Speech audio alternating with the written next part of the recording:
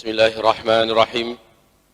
Assalamualaikum warahmatullahi wabarakatuh.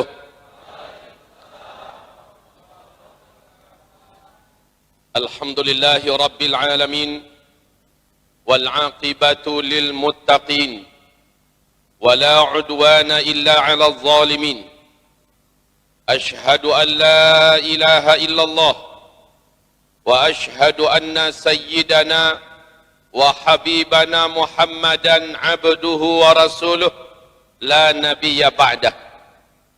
Qala Allah subhanahu wa ta'ala ya ayyuhalladzina amanu taqullaha wa qulu qawlan sadida yuslih lakum a'malakum wa yaghfir lakum dhunubakum ومن يطع الله ورسوله فقد فاز فوزا عظيما اللهم ارحمنا بالقرآن وصدق الله العظيم وقال النبي صلى الله عليه وسلم ألا إني قد جئتكم بها بيضاء نقية ليلها كنهارها لا يزيغ عنها ba'da dzalika ila halik. Amma ba'du. Segala pujian dan seluruh syukur kita haturkan secara tulus dan ikhlas kepada Rabb yang memberikan kita seluruh nikmat. Walaupun Allah berikan kita ujian, nikmatnya jauh lebih banyak, tidak terhingga dan tak terhitung. Alhamdulillah bi ni'matihi tatimmus salihah. Kemudian salawat dan juga salam sama-sama kita sampaikan pagi hari ini kepada kekasih Allah dan juga kekasih kita bersama-sama Sayyidina Muhammad Rasulullah sallallahu alaihi wasallam. Bapak, Ibu, hamba-hamba Allah yang kami muliakan. Ketika Nabi masih hidup dulu, Nabi telah mampu meyakinkan para sahabat-sahabat bahwa mereka adalah manusia-manusia akhir zaman. Bahwa kiamat sudah tidak lama lagi akan terjadi.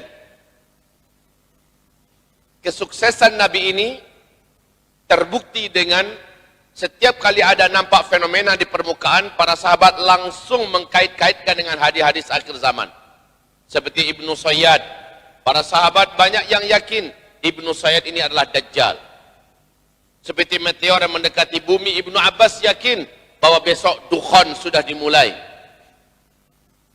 Banyak hal-hal yang terjadi langsung para sahabat mengkait-kaitkan dengan hadis akhir zaman. Dan dampaknya kepada mereka juga dahsyat, Bapak Ibu. Kita dengar sejarah, hanya 23 tahun Nabi mendidik para sahabat. Dalam jangka waktu yang tidak lama, kurang dari 30 tahun setelah Nabi Muhammad meninggal, Islam sudah menguasai 2/3 dunia. Allahu Akbar. Negeri Arab, Mekah, Madinah yang sebelumnya tidak dianggap, langsung menjadi pusat perhatian seluruh dunia. Orang di dunia pada masa itu minder kalau belum pandai bahasa Arab. Seperti orangnya minder pada hari ini kalau belum pandai bahasa Inggris. Dengan cepat Islam memenangkan hati manusia. Islam membangun peradaban, dan ribuan tahun setelah itu Islam memimpin dunia. Padahal sahabat-sahabat Nabi notabene bukan orang berpendidikan. Justru Allah mengatakan banyak para sahabat itu yang tidak pandai tulis baca, tapi mereka menjadi pemimpin-pemimpin besar yang tertulis nama-nama mereka dengan tinta emas sejarah kehidupan dunia ini. Di Eropa, Amerika, pengakuan orang Barat sekarang, masa keemasan hidup di bumi ini adalah ketika Islam yang memimpin dunia. Allahu Akbar. Ini mereka yang mengaku, mereka non-muslim. Mereka memberikan pengakuan masa-masa peradaban emas selama bumi ini terbentang adalah ketika Islam memimpin dunia. Pertanyaannya, kenapa para sahabat bisa begitu hebat? Kenapa para sahabat bisa begitu keren? Kenapa para sahabat di dalam buku 100 tokoh paling terkenal di dunia nama Umar bin Khattab bahkan mengalahkan popularitasnya nama Isa alaihi salam. Yang menulis buku orang Kristen. Umar bin Khattab dibuat lebih populer, lebih terkenal, lebih berpengaruh daripada Nabi Isa alaihi salam. Kenapa? Kenapa para sahabat-sahabat Nabi, setiap pribadi dari mereka menjadi teladan yang mengagumkan sampai hari kiamat? Jawabannya adalah karena para sahabat seluruhnya yakin bahwa mereka adalah manusia-manusia akhir zaman, bahwa kiamat tak lama lagi. Maka kesimpulan hidup mereka adalah, mumpung masih ada waktu, mumpung saya masih hidup, mumpung masih aman, saya harus menjadi manusia yang terbaik. Saya harus menjadi manusia yang paling banyak amal solehnya. Saya harus menjadi manusia yang paling bermanfaat buat agama ini, buat bangsa, buat negeri, buat tanah air. Saya harus menjadi manusia yang paling harum dan paling terkenal nama saya di sisi Allah Subhanahu wa ta'ala. Kesimpulan para sahabat, karena kiamat sudah dekat, mereka tidak akan menghabiskan umurnya hanya untuk memburu dunia, tetapi dunia mereka genggam untuk melayani agama Allah. Saudara-saudaraku, hamba-hamba Allah yang kami muliakan, ini kesimpulan yang muncul, bukan kesimpulan yang salah. Sekarang ini ada orang punya kesimpulan salah. Udah dekat kiamat, ngapain juga dagang, ngapain juga kuliah, udah mau kiamat, ngapain juga bebini, dari akhirat aja bebininya, ngapain juga buka usaha baru, ngembangkan usaha lagi, nggak usah lah, udah mau kiamat. Itu kesimpulan salah. Padahal Nabi berkata sallallahu alaihi wasallam, dan ini yang dipegang oleh para sahabat, seandainya besok kiamat terjadi, hari ini masih ada satu butir biji kurma di tangan kamu yang masih bisa kamu tanam, tanam, kata Rasulullah. Loh, kiamat itu besok mau terjadi, Nabi masih perintahkan biji kurma yang di tangan kamu tanam. Padahal Nabi tahu Pak, 4-5 tahun kemudian setelah kurma ditanam, dirawat baik-baik, baru mulai berbuah. Padahal besok udah mau kiamat, tapi Nabi masih perintahkan untuk ditanam. Maksudnya apa? Maksudnya sedekat apapun kiamat terjadi, apa yang hari ini bisa dilakukan dari suatu perkara yang hebat, buahnya 20-30 tahun yang akan datang, gak apa-apa, hari ini lakukan. Begitu Nabi memotivasi mereka. Jadi tidak berkesimpulan salah ya. Udah mau kiamat, gak usah lagi bangun pesantren. Udah mau kiamat, dah gak usah anak-anak saya sekolah kuliah lagi. Cukuplah mereka jadi pelayan masjid. Tidak begitu Pak kesimpulan kita. Oke, ternyata wahai hamba-hamba Allah, semangat hidup para sahabat yang motornya adalah iman kepada hari akhir itu sangat bagus. Pikiran dan keyakinan mereka bahwa sangat dekat lagi kiamat, itu menjadi mereka sangat termotivasi menjadi manusia-manusia terbaik, yang mencurahkan segala kemampuannya, yang mengerahkan segala potensinya, yang mempersembahkan seluruh apa yang mereka miliki untuk memperjuangkan Islam, untuk menegakkan agama Allah. Berdampak luar biasa. Dalam waktu yang sangat dekat, Islam memimpin dunia. Allahu Akbar. Itu dulu. Sementara mereka akhirnya meninggal. Belum lagi terjadi kiamat. Digantikan oleh anak-anak mereka yang disebut dengan tabi'in. Para tabi'in juga mewarisi keyakinan ayah-ayah mereka. Udah dekat kiamat. Lalu mereka akhirnya juga memanfaatkan semua hidup mereka untuk menjadi yang terbaik. Mereka juga meninggal. Digantikan oleh tabi'in, yaitu level para cucu. Demikian juga mereka warisi dari kakek dan dari ayah mereka, semangat meyakini kiamat sudah dekat. Lalu mereka ingin maksimalkan semua umur mereka, semua hidup mereka, semua keahlian dan kemampuan mereka untuk menegakkan agama Allah. Lalu mereka pun akhirnya meninggal. Rugi nggak mereka dengan semua maksimal yang mereka lakukan, semua amal soleh yang mereka persembahkan kepada Allah untuk Islam ini? Rugi nggak mereka? Mereka harum namanya, dan sampai hari kiamat akan terus mengalir pahala-pahala kepada mereka. Masya Allah. Sementara Bapak Ibu, tanda-tanda yang diceritakan Rasulullah Sallallahu Alaihi Wasallam tentang akhir zaman itu, boleh saya katakan hampir-hampir genap. Seluruh tanda-tanda kecil kiamat hampir-hampir selesai nampak di masa kita sekarang ini. Seandainya Bapak Ibu ada rezeki, pergilah ke kota, belanjalah di toko buku Islam, beli buku berjudul Ensiklopedia Akhir Zaman yang ditulis oleh Syekh Dr. Muhammad Ahmad Al-Mubayyad, seorang Palestina yang tinggal di Mesir, ulama yang mampu menggabungkan semua hadis-hadis akhir zaman, hadis-hadis fitnah, dan beliau menceritakan, wahai bapak ibu, demi Allah, bapak ibu baca itu kitab, maka bapak seolah-olah merasa hadis Nabi itu semuanya berbicara tentang zaman kita. Karena terjadinya di zaman kita. Tidak ada satu pun di antara kita yang boleh percaya bahwa lama lagi kiamat itu. Iya, kita beriman. Kapan kiamatnya hanya Allah yang tahu. Haram kita percaya kalau ada ramalan tentang kiamat. Kiamat nanti terjadi pada tanggal 12 bulan 12 tahun 2012. Kan dulu pernah ribut macam itu. Kita haram mempercayai yang seperti itu. Ramalan kiamat kita tolak mentah-mentah. Saat Nabi ditanya dalam hadis sahih Imam Muslim, mata sa'ah, kapan kiamat itu akan terjadi? Di mana-mana engkau menggembar-gemborkan, sudah dekat, sudah dekat. Hai Muhammad, saya mau tanya. Yang bertanya ini ternyata malaikat Jibril, yang menjelma dalam wujud seorang lelaki yang sangat tampan dan rapi bersih. Nggak ada satupun orang-orang di Madinah kenal dengan dia. Dia bertanya, kapan kiamat? Nabi tahu nih yang bertanya siapa. Pertanyaan yang ini dijawab oleh Nabi, mal mas'ulu anha bi'alama minas sa'il. Minta maaf ya. Semua pertanyaanmu yang tadi saya bisa jawab dan saya sudah jawab semua. Tapi pertanyaan yang satu ini saya nggak tahu. Saya tidak tahu kapan kiamat. Mungkin ente yang bertanya lebih tahu daripada saya yang ditanya. Ternyata malaikat Jibril ini juga tidak tahu. Inilah dia ayat Allah. Yas'alunaka 'anis sa'ati ayyana mursaha. Mereka bertanya-tanya kepada engkau, hai Muhammad, tentang kiamat kapan akan terjadi. Fima anta min dzikraha. Engkau selalu menyebut-nyebutkan kiamat sudah dekat, kiamat sudah dekat.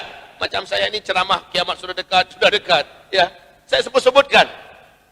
Ila rabbika muntaha.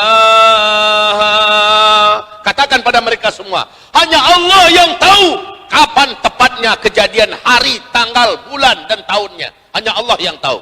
Jadi masalah ini kita tutup.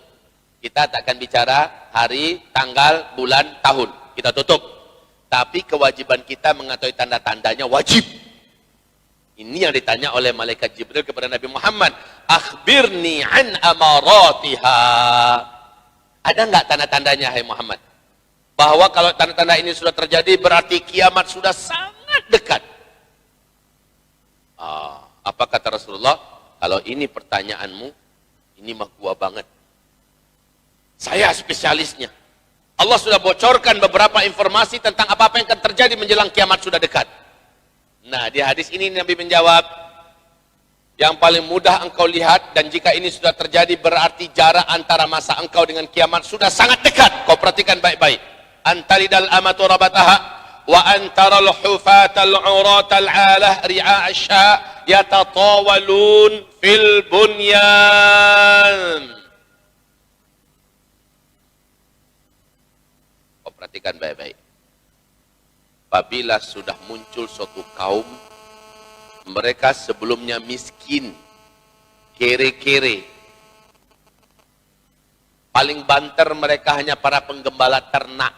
Saking miskinnya, mereka tidak punya terompah, nggak punya sendal, nggak punya sepatu untuk mengalas kaki, nggak kebeli, saking miskinnya. Mereka bertelanjang dada, saking miskinnya, Pak, telanjang dada, sambil menggembalakan ternak. Yatatawaluna fil bunyan. Tiba-tiba mereka Allah jadikan kaya raya. Mereka menjadi sangat berkuasa, menjadi raja-raja, dan mereka saling berlomba-lomba dan berbangga-bangga membangun gedung-gedung yang tinggi-tinggi, membangun kota-kota yang mewah-mewah, hebat-hebat. Tersirat dalam pesan Nabi ini, awas, kalau zaman itu sudah kalian temukan, maka antara kiamat dengan kalian sudah sangat dekat sekali. Ini hadis sahih riwayat Imam Muslim.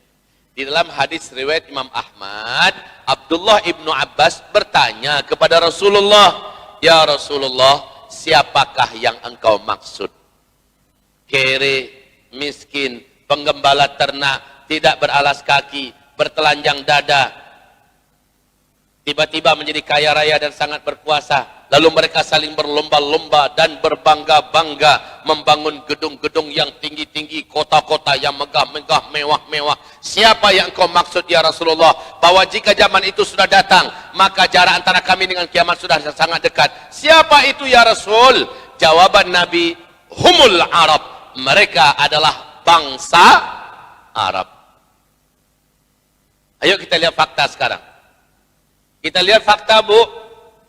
Arab dulu, sebelum minyak bumi ditemukan di negeri Arab, Arab masih satu. Namanya dulu Jazirah Arabiah. Betul?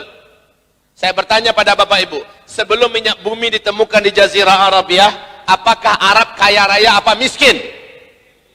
Miskin, Pak. Semua orang sedunia ini tahu, sejarah juga sudah tahu. Arab itu gersang. Gurun Sahara yang luas, padang pasir bagaikan tak bertepi. Puanas. Bukan panas, Pak, tapi puanas.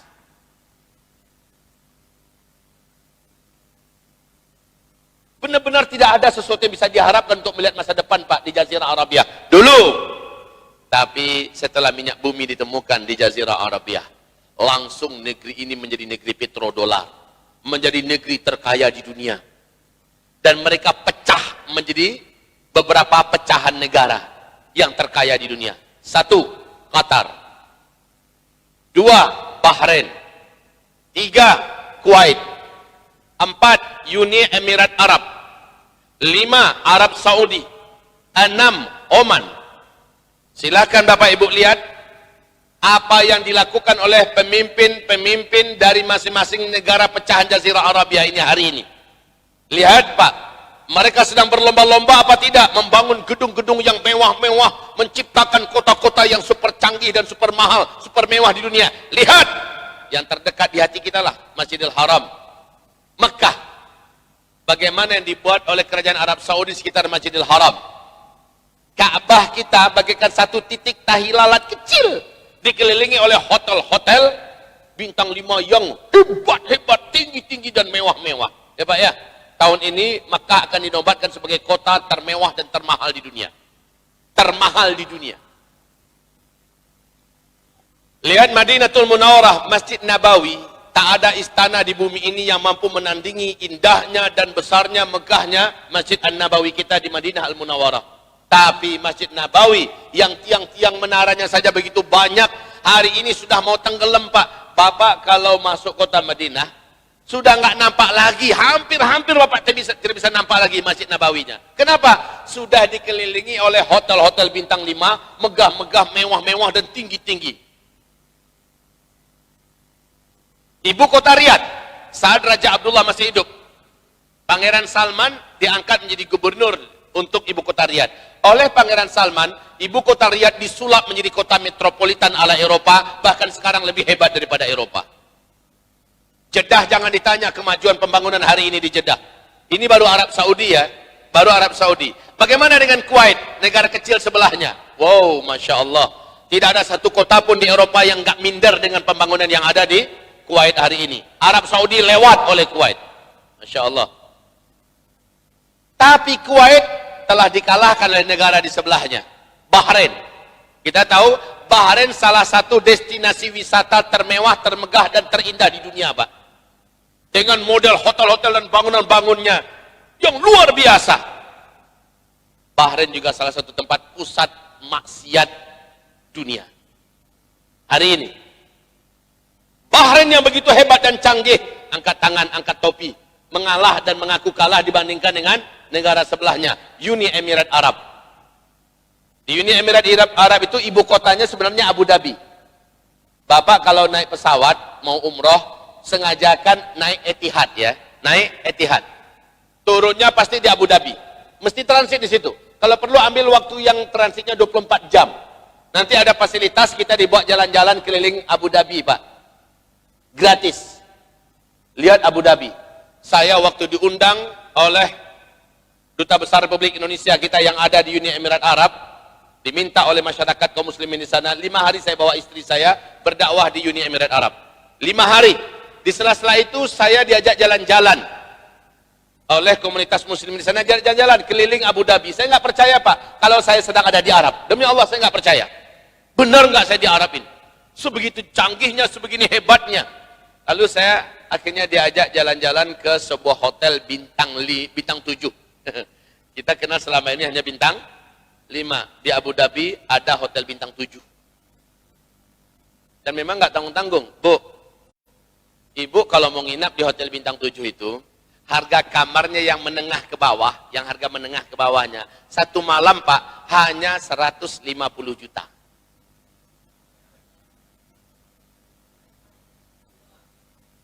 Satu malam. Bisa buat rumah kita di sini. Saya masuk kayak emas semuanya. Itu hotel kayak emas semua Pak. Ternyata ada kamar-kamar spesialnya yang menengah ke atas, kamarnya itu di bawah laut. Dan dindingnya kaca semua. Semua pemandangan laut nampak dengan jelas. Masya Allah. Entah berapa harganya di situ. Kaum muslimin, harga satu cangkir kopi saja, pas saya masuk ke dalam, kami ditawarkan suami istri oleh orang hotel, mau minum kopi. Mereka kita ajak bahasa Arab, nggak mau dia Pak. Dia mau cuma bahasa Inggris. Orang Arab udah enggan bahasa Arab. Maunya bahasa Inggris. Mereka tawarkan, mau minum kopi? Untung saya nggak suka kopi. Saya katakan tidak.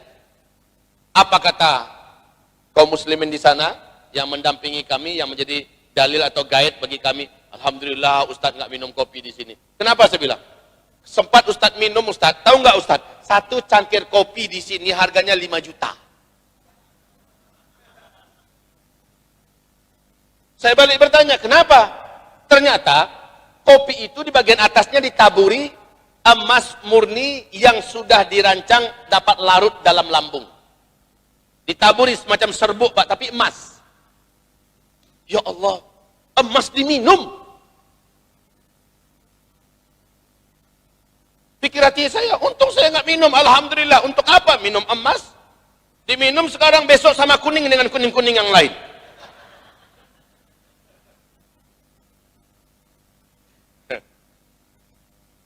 Dan di situ ada mesin ATM Pak, yang tidak ada di muka bumi kecuali adanya di Abu Dhabi dan tempatnya di hotel itu. Mesin ATM-nya bukan mesin ATM kayak kita nih, mesin ATM-nya emas, dan nggak akan bisa dimasukkan dengan kartu ATM kita punya. Kartu ATM orang sana, masukkan, mereka tekan pinnya, yang keluar bukan duit, batangan emas. Keluar 1 kilo keluar emas, setengah kilo keluar emas. Insya Allah, polisi-polisinya Pak, beken dan keren banget di situ. Mobil kita, kelas mobil mewah itu miliaran itu kan Ferrari, Lamborghini, Rolls Royce, Pak ya. Ternyata jadi mobil polisi di sana. Ya Allah, orang-orang kayanya Bu, bodi mobilnya itu mulai dari batangannya sampai kepada kalengannya semuanya emas, Masya Allah. Ini yang dikatakan Rasulullah, kemewahan yang berlebih-lebihan, dan mereka saling berlomba-lomba. Selesai dari Abu Dhabi, saya diajak jalan-jalan menuju ke Dubai. Nah ini dia, kota favorit nomor 1 dunia. Saya diajak ke Dubai. Ternyata mall terbesar nomor 1 di dunia adanya di Dubai. Dan di sebelah mall itu ada gedung tertinggi nomor 1 di dunia, namanya Burj Khalifah. Dari bawah saya foto-foto dengan istri, lalu tiba-tiba saya, dasar orang kampung, dibawa ke sana ya. Pak, itu gedungnya terbakar, saya bilang. Bukan Ustadz, bukan terbakar. Lah itu berasap, bukan asap itu Ustadz, itu awan katanya. Saking tingginya itu gedung, sampai awan itu kayak di pinggang gedung. Masya Allah, tingginya gedung itu 828 meter. Apakah ini perlombaan sudah selesai? Belum. Di Jeddah, di tepi Laut Merah, dekat dengan King Abdul Aziz Airport, ya. Bapak Ibu silakan melihat ke sebelah kanan ketika akan landing dari pesawat itu, ada gedung yang tinggi sekali Pak, sedang dibangun. Dalam rancangannya sih 2020 ini harusnya selesai. Gedung ini dibangun oleh orang terkaya nomor 1 di Arab Saudi, Pangeran Al-Walid bin Talal. Gedung ini diberi nama dengan Kingdom Tower. Mau tahu berapa tingginya? Mau tahu berapa tingginya? Kalau yang di Dubai tadi, dan ini di Dubai itu pemegang rekor gedung tertinggi sekarang, 828 meter tingginya. Yang di Jeddah ini tingginya 1,2 kilometer. Menghabiskan dana 120 triliun rupiah uang kita. Itu kalau dibelikan kerupuk Palembang tuh tenggelam Medan.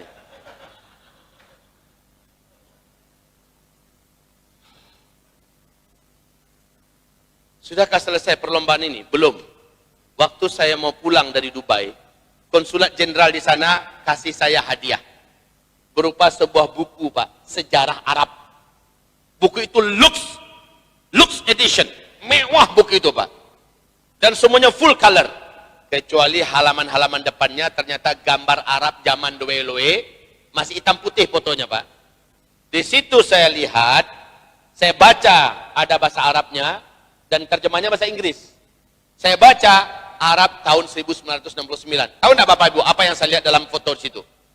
Seorang penggembala Arab sedang menghalau ternak mereka dengan tongkatnya. Sementara saya perhatikan baik-baik, kakinya nggak pakai terompah.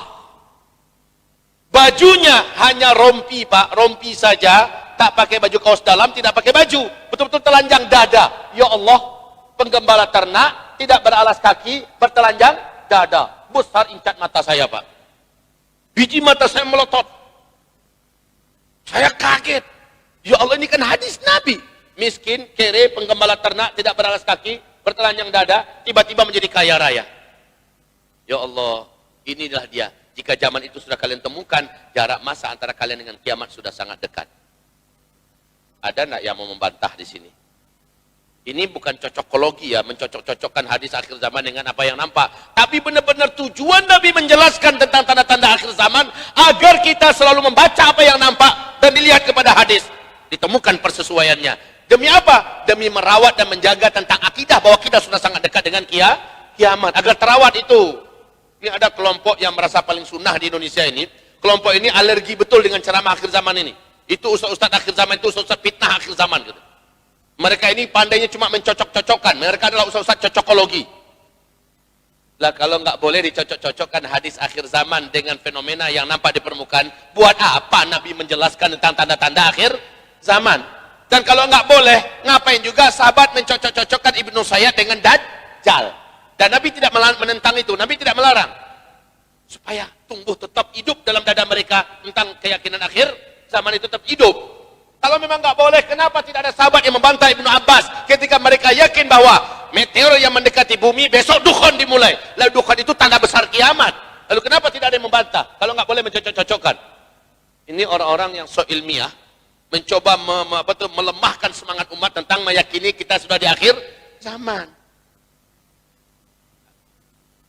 Yang kita haramkan itu jangan percaya tentang tanggal, hari, tahun, dan bulan. Kalau nggak ada dalilnya dari Al-Quran, dari hadis. Yang lainnya tanda-tanda wajib kita ketahui. Dan wajib dicocok-cocokkan agar kita senantiasa bersemangat meyakini kita ini sudah di akhir zaman. Oke Pak, menjelang saya pulang, konsulat jenderal berkata kepada saya, Ustadz, bulan waktu itu saya di mana Uni Emirat Arab, bulan Februari ya, 2019, tahun yang lalu. Apa kata beliau? Ustadz, bulan September nanti di Dubai ini akan dibangun gedung yang ketinggiannya mengalahkan gedung yang sedang dibangun di Jeddah. Ya Allah, Jeddah aja belum selesai lagi. Dubai sudah berencana membangun gedung yang lebih tinggi lagi daripada yang ada di Jeddah. Berapa tingginya kira-kira itu ya? Dan diberitakan di media Timur Tengah juga, ternyata Kuwait juga mengumumkan mendirikan gedung di atas 1 kilometer. Inilah dia perlombaan yang dimaksud Nabi. Jika zaman itu sudah kalian temukan, maka jarak masa antara kalian dengan kiamat sudah sangat dekat. Ini yang pertama. Yang kedua, mau saya tambah? Mau saya tambah, Bu? Tambah tentang apa? Tanda-tanda nyata kita ini sudah di akhir zaman. Yang kedua, apa kata Rasulullah sallallahu alaihi wasallam? La taqumus sa'ah hatta yahsiral furat. Jangan Bapak Ibu memikir Ustaz Zul sudah mulai berkeringat. Ini tanda-tanda virus corona ada pada Ustaz Zul. Wakil Menteri Kesehatan Iran, kan beliau menghapus keringatnya begini. Berkeringat beliau ketika sedang berpidato. Ternyata betul, dunia mengumumkan beliau terkena virus corona. Ketika saya peras keringat begini, virus corona Ustaz Zul. Alhamdulillah. Yang kedua, kata Rasulullah, la taqumus sa'ah hatta yahsiral furatu bi jabalin an dhahab yaqtatilun nasu alaih fayuqtalu kullu mi'ah tis'atun wa tis'un fayaqulu kullu rajulin minhum la'alli akuna ana alladhi anju. Di Timur Tengah itu ada 3 sungai terbesar. Pertama sungai Nil. Yang kedua sungai Tigris. Yang ketiga sungai Efrat. Nah, hadis ini saya bacakan tentang sungai Efrat. Tanda kiamat, bahwa kiamat sudah sangat dekat sekali kata Rasulullah, apabila sungai Efrat sudah kering nanti di akhir zaman di negeri Irak. Dan hadis ini apa kata Nabi? La taqumus sa'ah. Ketika kiamat akan terjadi, di waktu yang sangat dekat sebelum terjadinya kiamat, kalian akan menyaksikan terlebih dahulu tanda, yaitu sungai Efrat di Irak mengering. Mengering. Wahai Bapak Ibu, setelah itu kalian akan digemparkan dengan berita bahwa di dalam perut bumi Irak, di tempat yang dilalui oleh sungai Efrat, ditemukan ada potensi emas yang sangat besar seperti gunung. Dan ini akan menyebabkan manusia nanti akan membawa senjata-senjata mereka ke sana. Mereka akan saling berbunuh-bunuhan memperebutkan gunung emas itu. Setiap 100 orang lelaki yang berperang di sana, setiap 100 orang mati 99, cuma 1 yang hidup. Dan seluruh mereka berkata, semoga 1 orang yang hidup itu sayalah orangnya. Di hadis yang lain Nabi mengatakan, saya tidak suka kalian ikut berperang memperebutkan emas itu, karena tidak akan ada yang mendapatkannya. Disitulah paling banyak lelaki di muka bumi akan mati nanti dalam perang perebutan gunung emas di Irak. Mari saya sampaikan berita nyata sekarang. Tolong catat, kalau ada yang punya pena dan kertas, catat. Lihat nanti, buka di Google ya. Pada tanggal 12 Februari tahun 2013, di majalah bergengsi Amerika Serikat, disebut dengan majalah New York Times. Tanggal berapa tadi? 12 Februari tahun berapa? 2013, di majalah apa? New York Times, majalah bergengsi Amerika Serikat. Coba lihat di situ, baca. Amerika merilis berita tentang perkembangan sungai Efrat. Mereka mengatakan sungai Efrat telah susut airnya 60%. Menurut pakar dan para ahli-ahli kami, sungai Efrat di Irak pada tahun 2014 akan kering total. Masya Allah, ternyata benar Pak. Maret 2014 sungai Efrat kering total, sekering-keringnya. Sampai hari ini tidak ada lagi air yang mengalir di sungai Efrat yang dilalui. Sungai Efrat itu ulunya adalah Turki, lehernya adalah Suriah, dan seluruh bodinya adalah Irak, ujungnya Iran. Itu sungai Efrat Pak. Sekarang sungai Efrat sudah tidak lagi mengalirkan air di negeri Irak. Dan yang paling menakjubkan adalah apa yang dinyatakan oleh George Walker Bush atau George Bush. Masih ingat nggak Bapak Ibu dengan makhluk yang satu ini? Orang yang paling banyak menumpahkan darah manusia di muka bumi ini. Masih ingat Bapak Ibu? Di YouTube masih ada pidato beliau yang berapi-api di depan gedung putih. Apa kata George Bush? Satelit Amerika telah menemukan adanya potensi emas yang sangat besar dalam perut bumi Irak.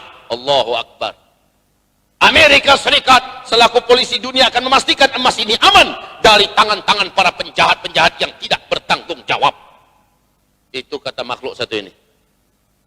Yang penjahat itu entah siapa, yang ngomong siapa. Yang kita tahu yang suka garap emas di mana-mana itu siapa Bapak Ibu? Amerika. Lihat Freeport kita, yang garap siapa? Di mana-mana emas mereka yang garap. Lalu katanya, dari tangan-tangan para penjahat yang tidak bertanggung jawab. Mungkin dia merasa dirinya penjahat yang bertanggung jawab kali ya. Tapi baiklah, apa yang dinyatakan oleh George Bush ini membuka fakta hadis Nabi, ditemukan gunung emas. Ini penyebab di bulan April 2014, Barack Obama tidak jadi menarik 135.000 pasukan darat Amerika Serikat yang menyebar di negara Teluk. Nggak jadi tarik ke Amerika, Pak. Secara finansial Amerika sudah tidak mampu membiayai mereka. Tapi demi mengamankan gunung emas yang diperkirakan menjadi rebutan dunia, maka mereka tahan dulu. Baiklah, hamba Allah yang kami muliakan, ini yang kedua. Saya tambah yang ketiga. Mau tambah yang ketiga? Siapa Bapak Ibu yang tidak menyaksikan, yang tidak mendengar? Sekarang ini buka YouTube, silakan. Ada paket kan? Buka YouTube. Silakan saksikan apa yang terjadi di negeri Arab hari ini. Nabi mengajak Muaz jalan-jalan. Apa kata Rasulullah? Hai Muaz, kalau lihat lembah ini ya, kalau lihat daerah ini ya, ini daerah namanya Tabuk Bapak Ibu, Tabuk. Ini daerah, kalau sudah mulai salju turun di daerah ini, berarti ubun-ubun engkau dengan kiamat sudah sangat dekat sekali jaraknya, hai Muaz. Kalau daerah ini sudah bersalju, wallahi, dunia gempa. 2009 daerah Tabuk turun salju. Kita pikir itu kebetulan, hanya saat itu saja, tapi masih di bawah mata kaki ya. Kita heboh di media sosial kita, televisi juga memberitakan bagaimana orang Arab berhenti dari mobilnya, mereka seluncuran, mereka main-main dan kayak anak kecil dapat mainan. 2010 salju di Tabuk sudah di atas mata kaki. 2011 sudah sebetis. Dan ini menjadikan Imam Masjidil Haram, namanya Syekh Su'ud Shuraim, menyampaikan dalam khutbahnya dengan suara yang gemetar. Beliau mengatakan, adakah tanda yang lebih terang dan nyata bagi kalian wahai umat Nabi Muhammad di seluruh dunia daripada apa yang telah Allah nampakkan sekarang di Tabuk? Tabuk telah dibungkusi salju dan Nabi telah berkata, dibacakannya hadis tadi. Wahai Bapak Ibu, sekarang Tabuk saljunya sudah di atas 1 meter. 1 mingguan yang lalu, lebih kurang, Masjidil Haram kita, Makkah juga sudah dibungkus oleh salju. Nggak kebayang sebelumnya, negeri gersang gurun Sahara yang panas, bersalju Pak tiap tahun. Ini tanda tak terbantahkan. Dan Rasulullah berkata, Al-Mahdi nanti akan muncul ketika negeri itu sedang bersalju. Dan salju sudah ada. Ini 3. Ada yang bisa membantah ini? Ada yang bisa menyatakan ini tidak, ini bukan? Demi Allah. Kalau ada yang berani membantah dan mengatakan, sungguh hatinya telah tertutup. Tapi Allah juga sudah mengatakan, فَمَنْ شَاءَ فَلْيُؤْمِنْ وَمَنْ شَاءَ فَلْيَكْفُرْ. Yang mau beriman, silahkan beriman. Yang tidak mau percaya, silahkan ingkari. Saya hanya tukang bacakan. Saya hanya tukang menyampaikan. Mau percaya, bagus, alhamdulillah, imanilah. Nggak mau percaya, terserahlah. Tujuan Ustaz menyampaikan ini apa? Agar kita mewarisi semangat hidupnya para sahabat. Itu tujuan saya menyampaikan ini. Semangat hidup para sahabat itu apa? Beramal soleh sebanyak-banyaknya. Anti maksiat, menjauhi tempat-tempat maksiat, benci dengan maksiat. Dan berjuang total dengan apa yang Allah berikan kepada kita. Demi tegaknya agama Allah subhanahu wa ta'ala. Ini tujuan saya menyampaikan kajian akhir zaman. Supaya semangat hidup kita ini beda Pak dari sebelumnya.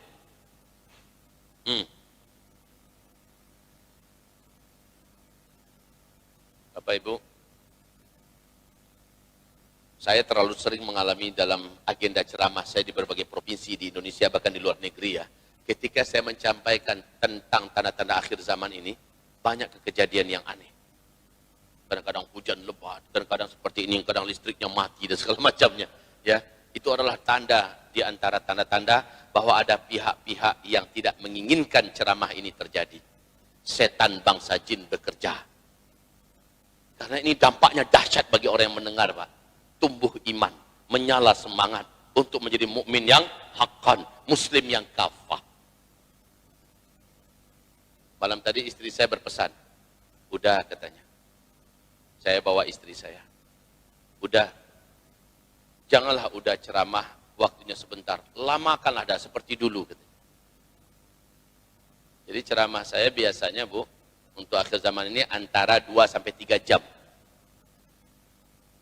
Bahkan kalau saya pernah diundang di Az-Zikra, Sentul, waktu itu almarhum Kiai Haji Muhammad Arifin Ilham masih hidup. Diundang dari jam 9 sampai zuhur. Tahu-tahu yang hadir puluhan ribu. Yang hadir jamaahnya puluhan ribu. Di dalam penuh, di lantai 2 penuh, lantai 3 penuh, di luar penuh. Ketika udah mau azan zuhur, apa kata jamaah? Ustadz lanjut, tambah Ustadz, tambah. Menggaung tuh, tambah Ustadz lanjut. Padahal jadwalnya cuma sampai zuhur. Kemudian saya lihat kepada guru kita Ustaz Arifin Ilham almarhum gimana? Beliau mengatakan, bila kakanda bersedia, tambahlah nanti setelah zuhur, walaupun hanya sebentar. Oke. Saya lanjutkan zuhur, jebol Pak sampai asar. Jamaah nggak mau yang berkutik, nggak mau mereka beranjak, meninggalkan tempat, panas pun di luar mereka tahan. Masya Allah. Menjelang asar, teriakan berlanjut lagi macam tadi, lanjut Ustadz, lanjut. Sementara tiket pesawat saya jam 5:30. Saya katakan Bapak Ibu, saya nggak bisa lanjut. Nanti saya terlambat pesawatnya. Dan akhirnya, betul Pak, terlambat pesawat saya. Maksudnya saya ketinggalan pesawat. Terpaksa saya nginap di Jakarta. Jadi kajian ini nggak bisa sebentar memang. Kajian ini nggak bisa sebentar. Idealnya kajian ini 2 hari seminar. Jam 8 start, jam 5 nanti sore selesai. Besok lanjutkan lagi, jam 8, jam 5 sore selesai. Baru 80%. Nah, di sini paling-paling hanya sejam 2 jam. Nah, paling-paling saya baru pengantar ini ya. baru pengantar. Kita belum sampai kepada memanfaatkan papan tulis. Ini papan tulis harusnya penuh dengan tulisannya. Baik, kita lanjut. Berapa contoh baru tadi? Sudah cukup itu? Cukup aja lah. Baik, 3 dan ibu mengatakan belum. Wahai bapak ibu yang kami muliakan, nanti mungkin ada yang berkata, Ustadz, saya ada dengar hadis Nabi seperti ini Ustadz. Betul nggak ya? Bahwa kata Rasulullah, selagi di bumi ini masih tersisa satu saja orang yang masih kenal dengan Allah. Dan dia beriman kepada Allah. Dia bisa melafazkan kalimat Allah. Allah masih mau menunda kiamat 40 tahun lagi. Betul nggak itu Ustaz? Maka saya jawab, oh kalau itu memang benar. Rasulullah Sallallahu Alaihi Wasallam memang ada mengatakan demikian dan hadisnya kuat. Lah kalau begitu Pak Ustaz, lama lagi kiamat. Kenapa begitu? Jumlah kita sekarang, wahai Pak Ustadz, 1,7 miliar, hampir mendekati 1,8 miliar, Pak Ustadz. Padahal dalam hadis tadi, satu saja masih tersisa di bumi ini yang masih kenal dengan Allah, yang masih ada iman dengan Allah. Allah akan tunda lagi kiamat, 40 tahun lagi. Dan kita hampir 1,8 miliar, Pak Ustadz. Lama lagi kiamat. Itu kata beliau.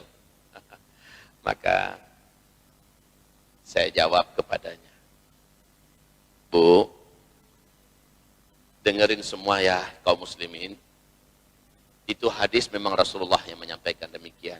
Tetapi kata Rasulullah, menjelang kehancuran alam semesta, kiamat besar akan terjadi terlebih dahulu 10 tanda besar kiamat, ya. 10 tanda besar kiamat. 10 tanda besar kiamat ini harazatun manzumatun fi silk. Seperti 10 butir-butir marjan. Yang di bagian bawah butir ini ada lubang dan tembus sampai ke atas. Dan di lubang itu dapat dimasukkan seutas tali. Maka butiran yang kedua juga ada lubang di tengahnya, tersambung oleh tali. Yang ketiga, keempat, seterusnya begitu. Mirip seperti butiran-butiran tasbih yang ada tali di tengah-tengahnya. Di bagian bawah dikasih simpul, sehingga tertahanlah seluruh butiran itu. Butiran pertama, kedua, ketiga, tertahan oleh simpul ini. Lalu kata Rasulullah, yuqta'u silk, ketika simpul tadi dipotong, digunting, diputuskan, apa yang terjadi Bu? Jatuh keluar enggak butiran yang pertama? Jatuh keluar ya. Bagaimana dengan butiran yang kedua? Menyusul, pakai lama atau cepat? Langsung atau tertahan dulu? Langsung. Yang ketiga bagaimana? Lebih cepat lagi dari yang tadi. Sep, ya. 10 keluar seluruhnya.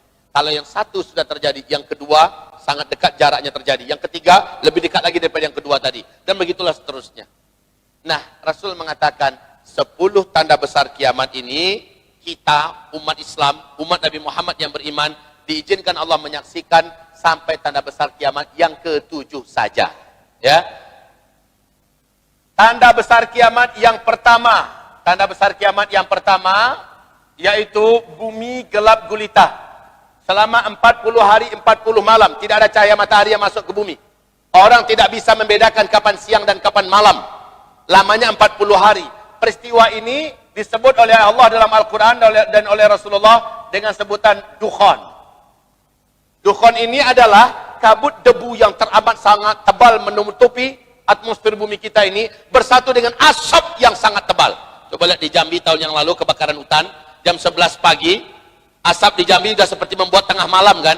Itu baru asap. Bagaimana dengan bersatu dengan kabut debu dari partikel-partikel bumi yang naik ke permukaan, bersatu. Kata Nabi, saking tebalnya, kamu dekatkan telapak tangan kamu ke wajah seperti ini, lam yakad yaraha, tak mampu melihat apa-apa, saking tebalnya Pak. Bapak hidupkan senter itu paling-paling hanya 30 atau 40 cm saja udah hilang Pak, udah nggak sanggup menembus saking tebalnya partikel-partikel debu dan asap. Ini disebut dengan dukhan. Kenapa dukhan terjadi? Nah, ibarat tadi simpul tadi yang menjadi kuncinya. Kalau ini digunting, keluarlah butiran. Butiran pertama itulah dukhan. Ini butiran pertama. Paham? Oke. Bapak Ibu, penyebab simpul itu apa? Simpul itu kata Ibnu Abbas adalah bumi dihantam oleh hantaman meteor dari ruang angkasa. Makanya ketika terjadi meteor mendekat bumi, apa kata Ibnu Abbas kepada murid-muridnya besok pagi? semalaman saya tidak bisa tidur. Murid-muridnya bertanya, kenapa guru? Karena sahabat-sahabat kami berkata bahwa mereka sudah menyaksikan meteor melesat menuju bumi. Berarti besok dukhan sudah dimulai. Coba lihat Ibnu Abbas mengaitkan antara meteor dengan dukhan. Padahal kata Nabi Muhammad sallallahu alaihi wasallam, ya, meteor baru menghantam bumi di akhir zaman. Fi hadhil ummah khasfun wa maskhun wa qadhfun. Qala rajulun minal muslimin, wa mata dhaka ya Rasulullah? Qal idza zaharatil qainat wal ma'azif wa syuribatil khumur. Nanti akan terjadi hantaman meteor menghantam bumi. Akan terjadi banyak kota-kota dan negeri-negeri yang tenggelam. Laut dan tsunami menenggelamkan kota-kota tepian pantai. Dan akan banyak terjadi perubahan bentuk. Qalu, orang-orang bertanya, wa mata dzak ya Rasulullah? Alangkah ngerinya. Kapan itu kejadiannya ya Rasulullah? Nabi menjawab, satu, idza zaharatil qainat. Ini yang pertama. Kalau negeri yang menguasai Mekah Madinah ini nanti pada masa itu, berarti Arab Saudi sekarang ya. Arab Saudi sekarang. Dulu kan belum ada Arab Saudi. Dulu masih Jazirah Arabiah. Tapi penguasa Mekah Madinah, apabila pemerintah di sana, idza zaharatil qainat. Bila pada masa itu penyanyi-penyanyi wanita, penari-penari sudah didatangkan masuk ke dalam negeri itu. Sekarang sudah apa belum? Sudah. Wal mazif, apabila alat-alat musik, apabila musik sudah digelar di mana-mana oleh penguasa Mekah Madinah, sudah apa belum? Bahkan K-pop pun diundang, penyanyi-penyanyi India juga diundang, penyanyi-penyanyi dunia diundang, dibuat konser-konser musik di setiap acara-acara besar di kota-kota besar. Di Arab Saudi sekarang, sejak 2016 sampai sekarang, Arab Saudi sudah berubah menjadi negara liberal. Padahal dulunya adalah kerajaan yang berbasiskan syariah, betul? Sekarang sudah menjadi liberal. Wasyuribatul khumur, apabila minuman-minuman memabukkan, barang-barang memabukkan sudah menyebar dan beredar di mana-mana. Dan hari ini kita menyaksikan, kalau untuk Indonesia udah lama, tapi untuk kelas Arab Saudi udah nggak malu-malu. Tos-tosan anak-anaknya, ya, para pangeran-pangeran, orang-orang besar-besar di sana, tos-tosan di depan publik, di depan televisi. Ini khamar nih Pak, minuman memabukkan, kelasnya mahal-mahal, tos. Anak-anak muda sekarang udah biasa mengkonsumsi barang-barang memabukkan, barang-barang haram. Wasyurbatil khumur. Kalau yang tiga ini sudah terjadi kata Rasulullah, hantaman meteor akan terjadi pada waktu itu. Disinilah kita tak tahu kapannya hantaman meteor itu. Tapi tanda-tandanya perlu kita kaji. Ya. Makanya ketika saya bacakan hadis-hadis tentang akhir zaman, Bapak Ibu takkan bosan mendengarkannya. Kalaulah kita mulai dari jam 7 sampai jam 5 pun saya ajak duduk, Bapak akan sabar duduk di sini. Benar, saya tak uji ini di mana-mana. Yang terjadi, besok kita lanjut ya. Bukannya lebih sedikit yang datang, lebih banyak dari kemarin. Karena setiap yang pulang ngasih kabar, rugi kamu tak datang. Ayo, masih ada setengah lagi pengajiannya. Pada datang Pak. Di mana? Di Melbourne. Ketika saya ada kajian di sebuah gedung yang mewah di Melbourne, di Australia, penuh seatnya. Saya katakan, sanggup kita sampai sore? Mereka bilang, sanggup. Setelah itu, besok kita lanjutkan. Mereka sewa lagi gedung itu 1 hari lagi. Ya, ternyata yang hadir Pak membludak sampai keluar. Masing-masing mengabarkan pada keluarganya harus datang. Jangan sampai tidak. Karena hari kedua adalah bagaimana kita melindungi diri, melindungi keluarga, menyelamatkan iman di akhir zaman. Persiapan apa harus kita lakukan? No, hari kedua malah puncaknya. Ya, baik. Dan pengajian kita ini harusnya ke situ puncaknya. Bagaimana cara menyelamatkan diri di akhir zaman? Apa persiapan kita, apa perlindungan kita, apa amalan kita, kan itu puncaknya. Dan itu nggak ada waktu sekarang, nggak sempat. Ya memang kayak gitu, nggak sempat. Ini 2 hari baru sampai, dan ini baru mukaddimah, ini pengantar. Oke, jadi meteor udah dekat apa lama lagi? Ada tanda-tandanya? Kapan waktu dan tanggalnya? Tahu? Itu yang bagus. Hanya Allah yang tahu. Tapi tanda-tandanya sudah ada belum? Sudah, ini harus kita yakini. Baik. Setelah dukhan, yang kedua. Yang kedua, jarak antara dukhan dengan tanda besar kiamat yang kedua ini lama atau sebentar? Jangan pikir pakai ribuan tahun ya. Bahkan ratusan tahun juga tidak. Puluhan tahun juga tidak. Paling jaraknya hanya 2 tahunan. Terjadilah tanda besar kiamat yang kedua Dan ini yang paling dikhawatirkan oleh seluruh Nabi dan Rasul. Seluruh Nabi dan Rasul yang diutus ke muka bumi pasti memperingatkan kaum mereka masing-masing tentang munculnya manusia yang paling celaka ini. Manusia yang paling terlaknat ini. Di mana dia akan mengumumkan dirinya adalah Tuhan. Dan 2/3 manusia yang hidup pada masa itu, kata Rasulullah, akan menyembahnya. Dan lelaki tersebut dari keturunan Nabi Adam, namanya adalah Dajjal. Bagaimana tidak hebat makhluk satu ini, Bapak Ibu? Satu setan satu muka bumi menjadi bala tentaranya. Seluruh setan. Setan daratan, setan tanah, setan angin, setan laut, setan air. Seluruhnya bersatu menjadi bala tentara Dajjal. Apapun yang disuruh oleh Dajjal, mereka kerjakan semua. Kita tahu, Pak, kalau ada 10, 20, 30, 100 setan saja sudah berkhidmat melayani kita, kita sudah sakti mandraguna menurut orang-orang awam. Betul tidak? Bagaimana ini? Ini seluruh setan satu bumi menjadi pelayannya. Wahai Bapak Ibu, Dajjal ini tanda-tanda dia telah lepas. Sebelum dia muncul ke tengah-tengah kehidupan kita, sudah terpertonton di Palestina hari ini.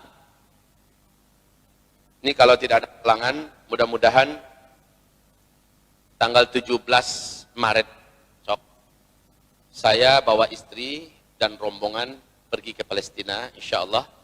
Kami Isra Mi'rajnya di Palestina. Ini kalau nggak ada halangan ya. Ini masalahnya sekarang Indonesia termasuk negara yang diberi peringatan. Indonesia, Jepang, Hong Kong, Singapura, Thailand, Filipina, Taiwan, termasuk negara-negara yang tidak diperkenankan terbang kemana-mana. Kenapa? Indonesia sampai hari ini belum memberikan laporan adanya kasus terinfeksi oleh novel corona baru ini. Padahal WHO mengatakan mustahil Indonesia belum ada. Ini menandakan Indonesia belum becus dan belum punya alat.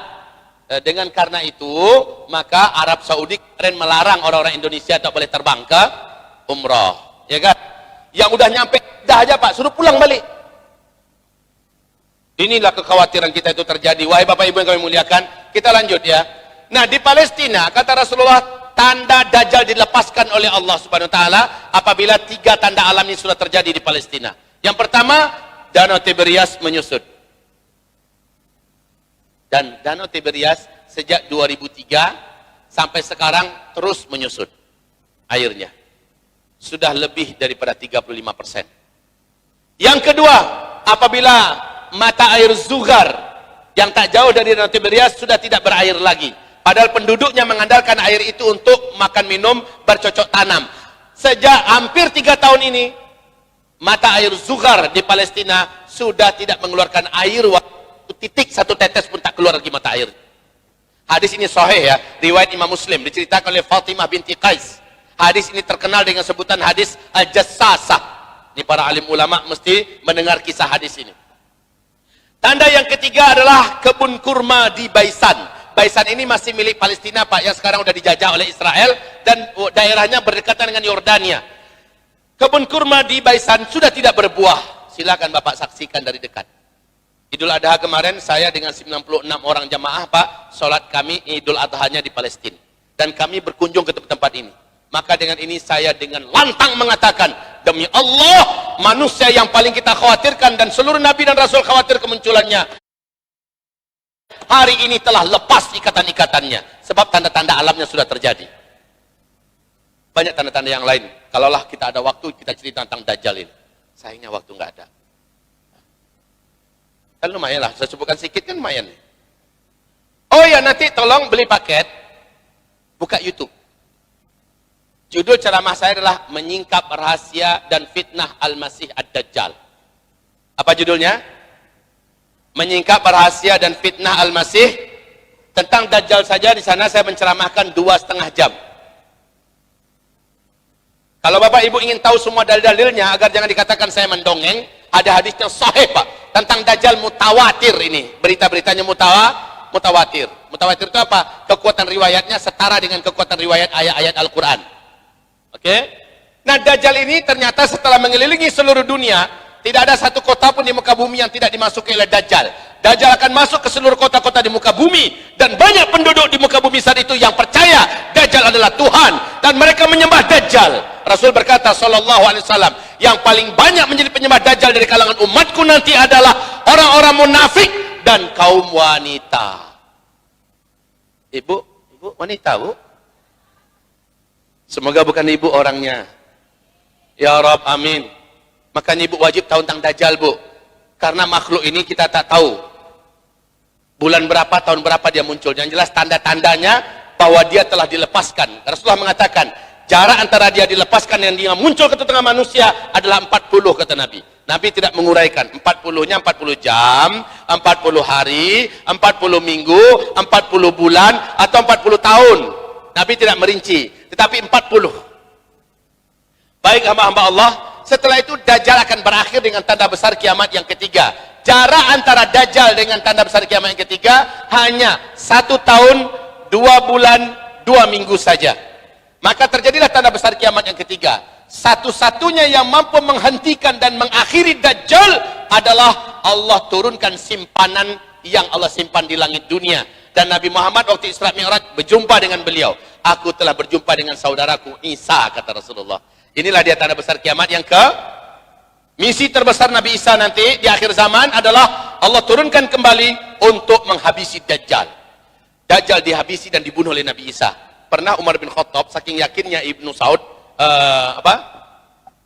Ibnu Sayyad adalah Dajjal. Di depan Rasulullah, Umar bin Khattab menghunus pedangnya. Sementara Ibnu Sayyad sedang ada di kebun kurma. Mengintip, Bu, dari satu batang kurma ke batang kurma yang lain. Dia bisa berkelebat dengan sangat cepat. Mirip kayak film Tom and Jerry. Sebentar ada di pohon ini, sebentar ada di pohon ini. Kata Rasul, Dajjal itu memiliki kecepatan yang luar biasa. Dan Ibnu Sayyad punya kecepatan itu. Makanya banyak sahabat yakin Ibnu Sayyad adalah Dajjal. Dihunus pedang oleh Umar. Ya Rasulullah, beri saya izin. Mau ngapain kamu, kata Rasul? Itulah Dajjal ya Rasul. Saya akan habisi dia dengan pedang saya ini. Kata Rasul, hai Umar, jika dia itu benar-benar Dajjal, kamu ini bukan apa-apanya bagi dia. Kamu ini bukan apa-apanya. Dia bukan lawan kamu, Umar.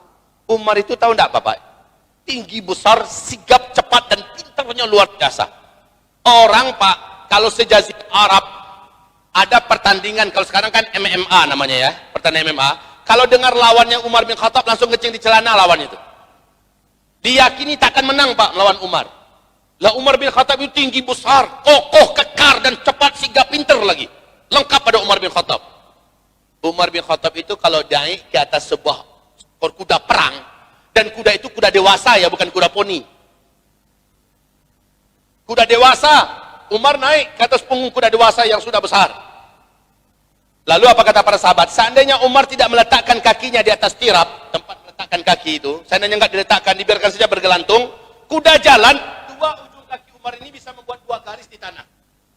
Saking tinggi besarnya Umar itu. Jarang kan orang tinggi, besar, sigap, cepat, dan kuat. Ya, cerdas lagi. Rasul berkata, kalau itulah Dajjal, kamu bukan apa-apanya bagi Dajjal. Kamu akan sanggup melawan dia. Tak ada yang bisa melawan Dajjal. Dan kalau dia bukan Dajjal, Rasulullah, apa gunanya bagi kamu membunuh orang sembarangan? Coba Nabi, Pak. Nabi merawat keyakinan akhir zaman ini tetap tumbuh dalam dada para sahabat. Kalau Nabi mau kan bisa saja begini. Umar, ente mah terlalu semangat orangnya.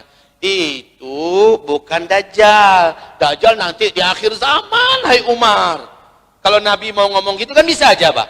Tapi Nabi jawabannya mau dibuat gantung supaya dalam dada ini masih yakin ini akhir zaman.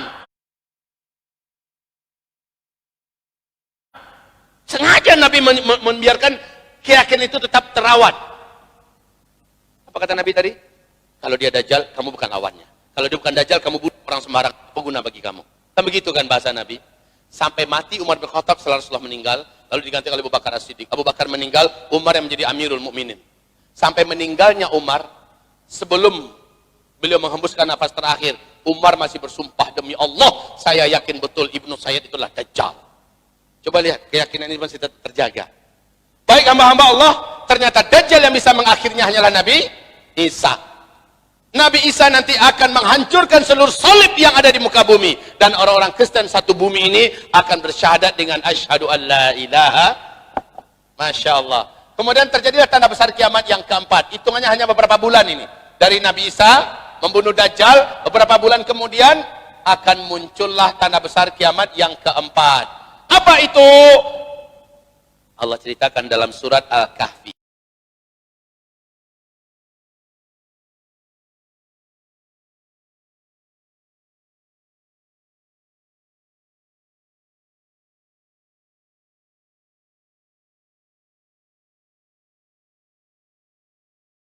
Sipit.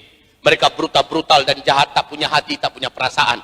Jumlah mereka ketika nanti lepas, dalam setiap 1000 orang manusia, 999-nya adalah mereka, Ya'juj dan Ma'juj. Cuma satu kalian. Mana ada yang sanggup melawan? Walaupun kita punya kemampuan Jackie Chan, punya kemampuan Jet Li, punya kemampuan Somohong dan lain-lainnya, melawan Ya'juj dan Ma'juj ini semuanya akan hancur. Ya'juj dan Ma'juj singkatnya dibinasakan oleh Allah berkat doanya Nabi Isa alaihissalam. Maka binasalah Ya'juj Ma'juj. Masuklah tanda besar kiamat yang kelima, matahari terbit dari sebelah barat. Saya singkatkan dengan MTB. Dan ini hanya terjadi satu hari saja ya, satu kali saja, bukan selama-lamanya. Apa kata Rasulullah? Matahari yang menyinari kamu saat ini nanti akan dipanggil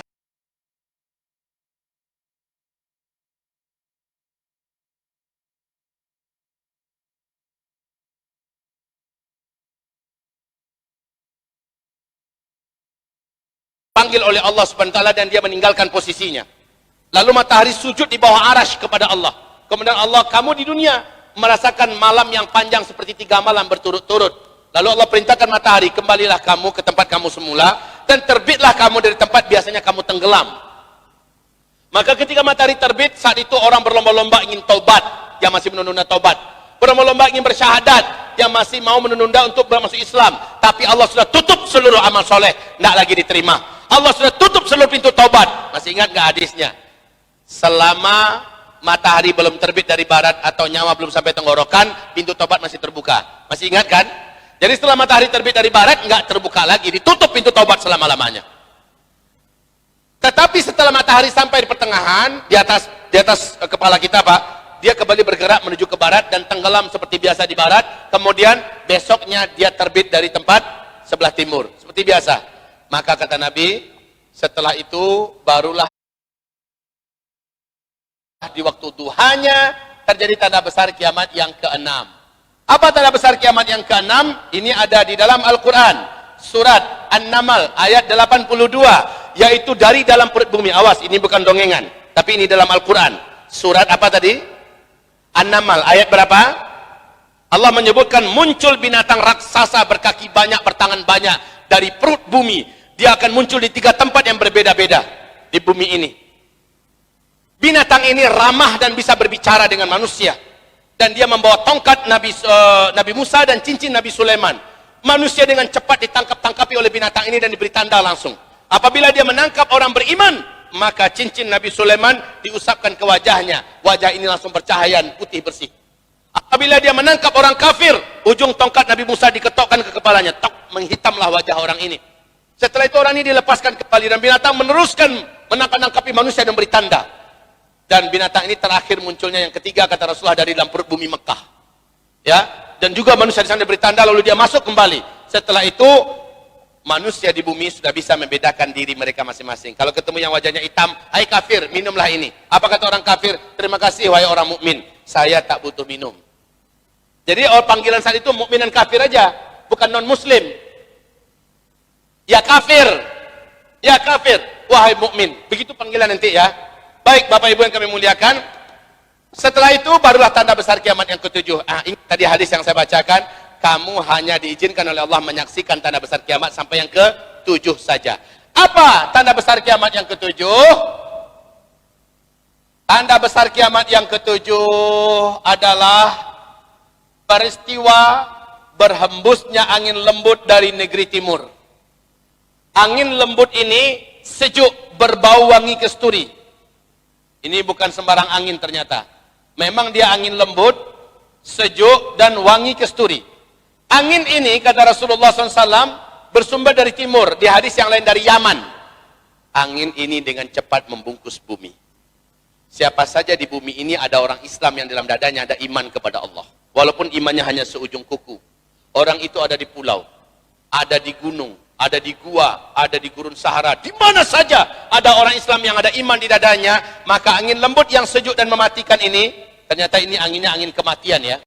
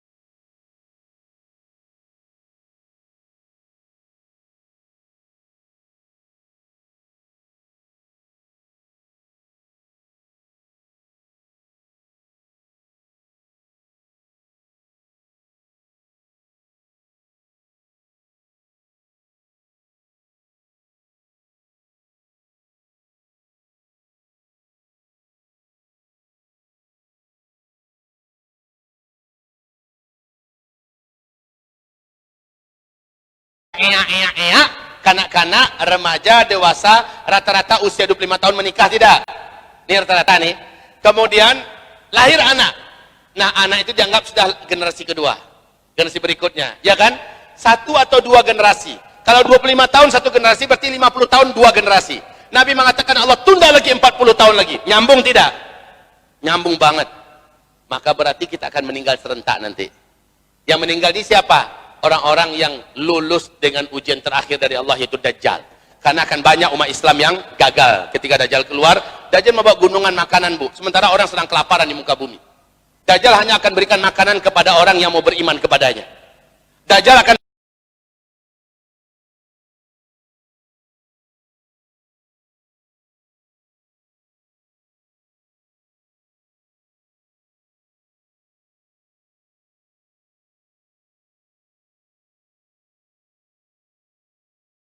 hidupkan, dan dia mengaku dirinya Tuhan, sembahlah saya.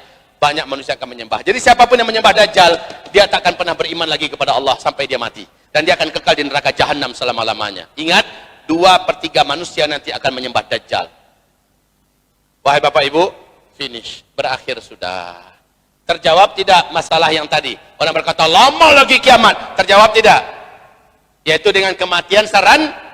Nah, jangan Bapak Ibu bertanya ya, Ustadz, kalau kita nanti serentak mati Ustadz, lalu siapa yang memandikan kita, mengapani kita, menyolatkan kita? Udahlah, nggak usah diurus lagi lah tuh. Udah mati-mati aja. Mau diapakan kita oleh orang yang hidup terserah, mau digoreng, mau disup, mau dicampakkan ke laut, mau dimana terserah. Yang penting kita sudah bersenang-senang di taman surga sambil menunggu kiamat. Senang tidak? Alhamdulillah. Ternyata kita semua takkan pernah menyaksikan kiamat besar, kehancuran alam semesta ini. Alhamdulillah. Masya Allah. Cukup? Tuh kan? Lanjut? Oke.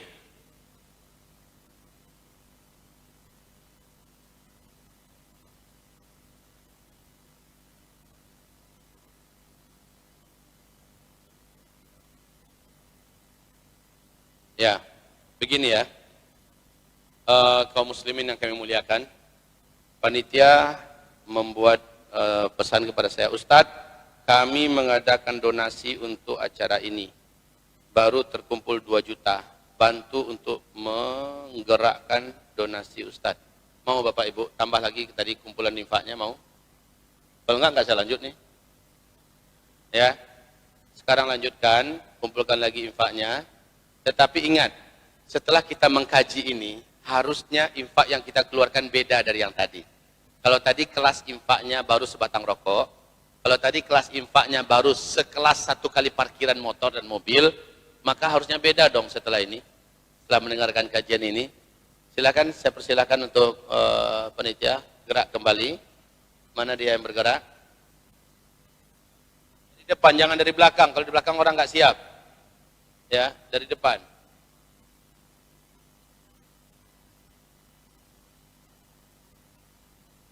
Yang ibu-ibu tadi udah di jalan, Ibu? Udah?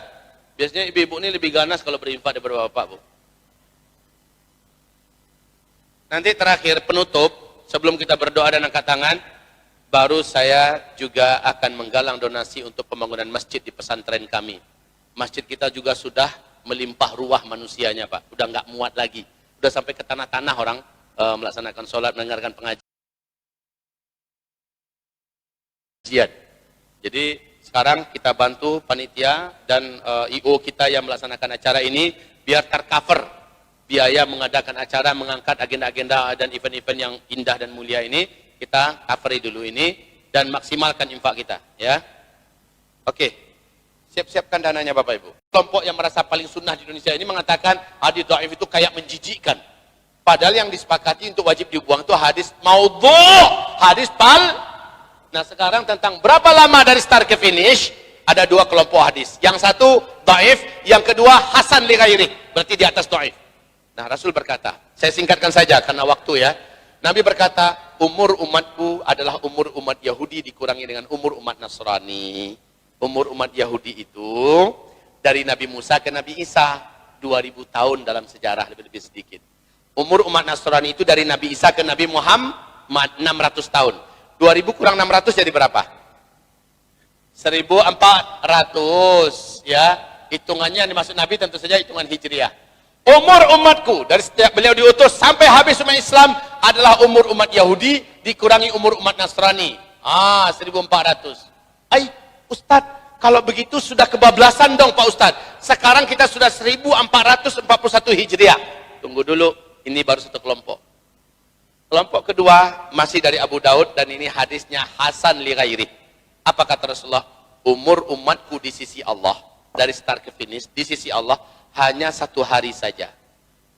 Lalu Allah menambahkan untuk umatku setengah hari lagi. 1 hari di sisi Allah berapa lama kita menghitung di dunia? 1000 tahun. Ya, setengah hari jadi berapa? 1000 tahun itu ada dalilnya enggak? Ada ya. Surat As-Sajadah ayat 5. Ingat-ingat itu surat As-Sajadah ayat 5. Perhatikan baik-baik situ. 1 hari menurut Allah, 1000 tahun menurut kamu di dunia. Kamu menghitungnya di dunia. Berarti 1,5 hari adalah 1500. Nah, di sini ada 2 kelompok riwayat. Satu mengatakan 1400, yang lain mengatakan, hadis yang lain menyatakan 1500. Bagaimana caranya mengkompromikan 2 riwayat ini? Nah, ini adalah domainnya atau pekerjaannya para ulama ahli hadis. Jangan tanyakan sama dokter ahli gigi. Jangan ditanyakan sama spesialis bangunan. Tanyakan sama para ulama ahli hadis. Mereka mendiskusikan hadis ini. Mayoritas ulama ahli hadis sepakat, mereka mengatakan umur umat Islam dari start ke finish adalah antara 1400 ke 1500. Di antara ini habis umat Islam serentak, akan terjadilah tanda besar kiamat yang ke-7. Masya Allah, kita sekarang sudah 1441 Hijriah. Udah dekat atau masih lama? Dalam hal ini bahasa yang paling bijaksana dan saya paling suka redaksi bahasa ini yang dilafazkan oleh Syekh Al-Hafiz Imam Ibnu Rajab Al-Hambali. Apa kata beliau? Ini redaksi bahasa yang paling pas ya. Menurut saya, apa kata beliau? Umur umat Islam sejak Allah utus Nabi Muhammad sebagai Nabi dan Rasul sampai Allah wafatkan seluruh umat Nabi serentak di muka bumi dalam peristiwa tanda besar kiamat yang ke-7 adalah lebih dari 1400 tahun, tapi takkan lewat dari 1500. Ini redaksi bahasa yang paling pas. Takkan lewat dari 1500. Yuk sekarang kita sama-sama berhitung. 1441 Hijriah. Hijriah, lihat ini baik-baik. Hijriah. Ini kan sekarang kan 1441 Hijriah kan? Oke, Hijriah itu menghitungnya sejak kapan? Sejak Nabi Muhammad hijrah dari Mekah ke Madinah. Lah, menghitung umur umat Islam itu bukan sejak Nabi hijrah, tapi sejak beliau diutus oleh Allah sebagai Nabi dan Rasul. Dan itu terjadi di Mekah sebagai Nabi dan Rasul sebelum hijrah 13 tahun. Maknanya 13 ini harus ditambahkan kemari. Betul tidak? Betul tidak? Oke. Hasil penambahan berapa? 1454. Hitungannya hitungan Hijriah yang udah jalan. Andai kita ambil angka yang paling mentok, angka yang paling final 1500, tinggal dikurangi 1500 kurangi 1454. Paling lama orang Islam hidup di muka bumi ini lagi tersisa berapa? 46 tahun saja lagi hitungan Hijriah. Ustaz, ini kan hadisnya dhaif kan? Iya, hasan li ghairih juga. Tapi selama itu belum terjadi, cukup dijadikan sebagai ilmu dan informasi, tidak dijadikan sebagai akidah. Karena ini masih Rasul yang mengatakan. Selama masih Rasul mengatakan, hormati, muliakan. Setuju? Dengan begini, wahai Bapak Ibu, ternyata tak berapa lama kejadian besar ini akan kita alami bersama-sama. Kan begitu kesimpulannya. Betul tidak? Setelah mendengarkan ini, masihkah Bapak Ibu akan lena dengan kehidupan dunia? Masihkah Bapak Ibu akan peduli dengan mengumpulkan harta seolah untuk 7 turunan, padahal udah dekat banget? Masihkah Bapak tega bekerja sama dengan riba? Menambah lagi hutang riba? Masihkah Bapak Ibu mempertahankan keegoan sehingga tetap saja memutuskan tali silaturahim? Masihkah Bapak Ibu menelantarkan sholat, menjadikan sholat nomor 4, nomor 5? Apakah tidak saatnya hayya 'alas shalah, hayya 'alas shalah? Kita sudah di masjid, kita sudah memburu berjamaah, ibu-ibu sudah di atas sajadah, keluarga pada merapat dengan Al-Quran, menjadi keluarga Al-Quran, menyambungkan tali silaturahim antar satu kelompok dengan kelompok yang lain, buang segala perbedaan, selama sama ahlus sunnah wal jamaah, mari berangkul-angkulan, mari rapatkan barisan, mari kita maju ke depan. Ini ada HPI, ada FPI, merapatlah dengan mereka. Ada MMI, merapatlah dengan mereka. Ada Jamaah Tabligh, merapatlah dengan mereka. Dan mari dalam rangka membela agama Allah, bersatu seluruhnya. Karena Allah tak tanya kita, kamu FPI bukan? Kamu Jamaah Tabligh bukan? Kamu Muhammadiyah bukan? Kamu NU bukan? Kamu MMI bukan? Allah nggak tanya. Apakah kamu yang beriman kepada Allah dan kepada Rasul? Itu yang Allah tanya. Apa amal kamu? Itu yang Allah tanya.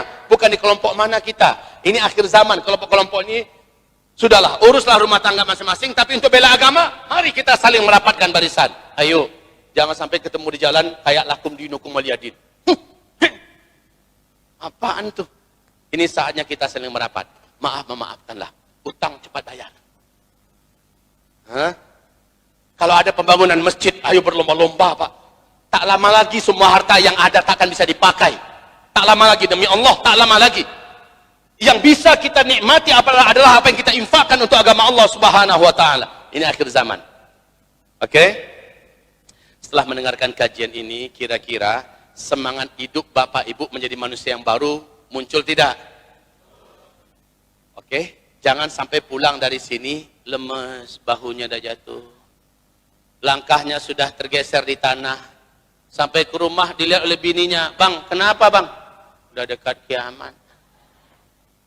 Anaknya yang tamat SMA dipanggil, "Nak, kau dengar ceramah tadi?" "Dengar, Pak." "Udah mau kiamat kan?" "Iya, Pak." "Masih mau kuliah kau?" "Enggak usah aja, Pak." "Pintar kau, Nak. Memang begitu seharusnya. Kita jadi garin masjid aja." Jangan seperti itu. Yang PNS juga pulang dari sini ketik surat. Mengingat, menimbang, udah dekat kiamat, memutuskan resign dari pekerjaan. Ya, bukan seperti itu, tapi seperti para sahabat tadi. Apa kata Nabi? Kalaupun besok kiamat terjadi, hari ini masih ada 1 butir biji kurma yang dapat kamu tanam hari ini, tanam, kata Rasulullah sallallahu alaihi. Makanya Bapak Ibu jangan heran. Alhamdulillah, pulang dari Masjidil Aqsa kemarin di waktu Idul Adha, pas saya pulang, malamnya nyampe di rumah, besok paginya lahir anak saya yang ke-18.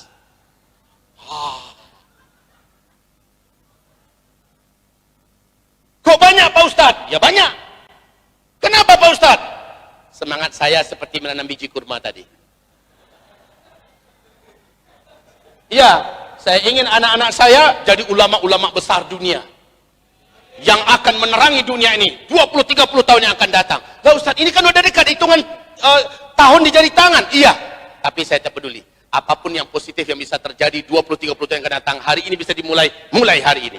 Begitu prinsip kita, Pak. Jangan mentang-mentang ini Bapak pulang ke rumah sambil colek bininya, "Dek, udah mau kiamat?" "Ya, nggak usah kita tambah anak ya, Dek." "Setuju, Bang." Jangan kayak gitu pula. Ya, justru makin semangat, tambah anak. Insya Allah. Ini under proses ya, menuju anak 19 sekarang. Kok kaget, Bu? Biasa aja. Iya, Alhamdulillah. Tuh, nanya kan? Dari berapa orang istri, Ustadz? Tuh, tanya, mana istri saya? Saya bawa istri tadi itu, ya. Oh, ada pokoknya, yang Bapak pandai, saya lihat, Bapak juga ngelihat. Istri saya cuma 1, Alhamdulillah. Satu. Alhamdulillah. Satu dari Aceh Barat.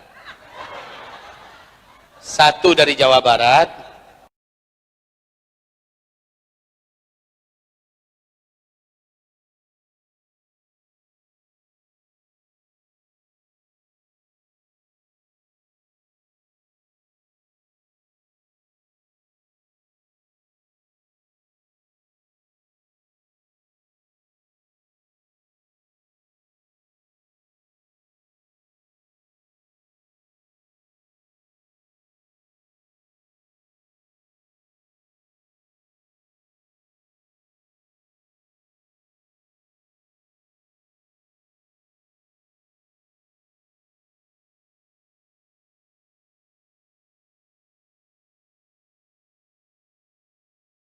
Di masa-masa yang akan datang. Itu kata istri saya di pengadilan. Wow, langka tuh manusia yang macam itu. Dia yang mendanani saya, dia yang mengantarkan saya, dan dia yang ikut mendampingi ketika KPD.